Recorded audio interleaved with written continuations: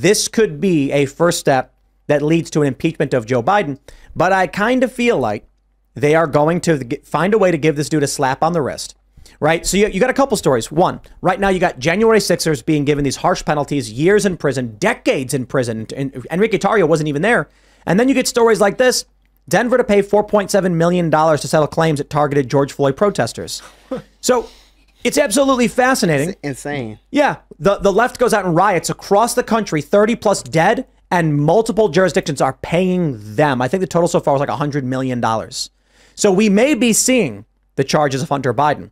But as you were just mentioning, yeah, where's Kevin McCarthy? Where are the Republicans? Where is he at? Where's Kevin McCarthy? They never do anything. It is the most frustrating part of it, right? When you pay that close attention and you're wondering, why is it that it seems like they're constantly, like Democrats, the left, they make territory. They get good territory all the time. They're always able to do that. But for some reason, the Republicans never do it, because the Republicans are just Democrats going the speed limit, if not slower, because they don't actually want to make any changes. And the Republican Party is divided. If you look at the Democrats, listen, some of them probably don't like Joe Biden, but you will never know. They're not going to speak out against Joe. They're all going to act like they're on the same page. You know, Joe Biden's a good president. Now here you got the Republicans divided. You got this. You got half of them attacking Trump, half of them saying let's stand behind Trump, when we need all of them to be standing behind. And even when Trump was the president, the Republican Party was divided. Yeah. You know. Yep. Was there numbers on the amount? I think we covered this at some point, right? There was numbers on the amount of people that said if they had known about the Hunter Biden laptop scandal before the election, it's like 7 to 8%. 7 to 8%. Like, I was talking to someone recently, so they don't even think that they think that the Republicans or them going after Hunter Biden is a losing plan anyways. Like, they don't feel like it actually moves the needle enough to make it worth it, other than if you're actually acting on principle and doing it because you actually want to prosecute somebody that's committing a crime. I don't completely disagree. Yeah. I think that going after Hunter Biden is not necessarily an election issue. It's an accountability issue, but it does lead to the business dealings of Joe Biden, who is now, it's being reported, using aliases to communicate with Hunter, to give him privy information, because he was using Hunter as a proxy to conduct a business while as VP. And this is part of the news that's coming out, which could be the Hunter Biden indictments could be the lead up to the impeachment of Joe Biden. It'll give them more authority. We'll see what happens. I really don't want to give the Republicans the benefit of the doubt. I don't believe they'll do things.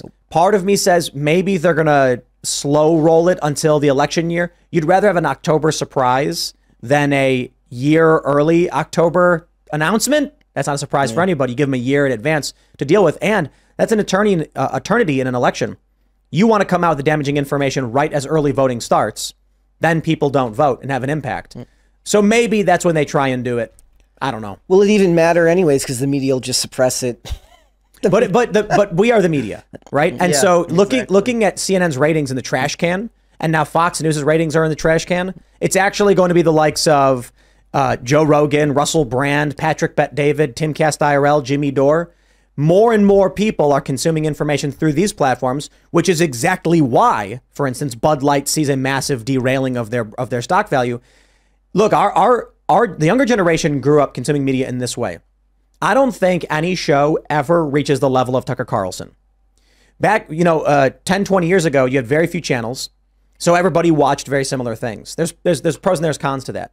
The benefit is that most people, or I should say there is a benefit in people being on the same page in terms of facts, if the facts being given out are correct. But then you end up with intelligence agency influence and lies, and then everyone believes lies. The internet allows people to challenge the machine, fact check, prove it, provide evidence, check sources. Now, there's a net negative in that sense that, like a show like this, like Tucker Carlson was getting 3 to 5 million every night. Yeah. I don't think anyone ever gets that big ever again, right? We get like a tenth of that. And to be fair, the majority of those viewers are older because they were used to watching these older networks. But now that you have a diversified group of citizens getting, different, like the correct information, but from different perspectives, like all the podcasts I mentioned, it's hard to break that.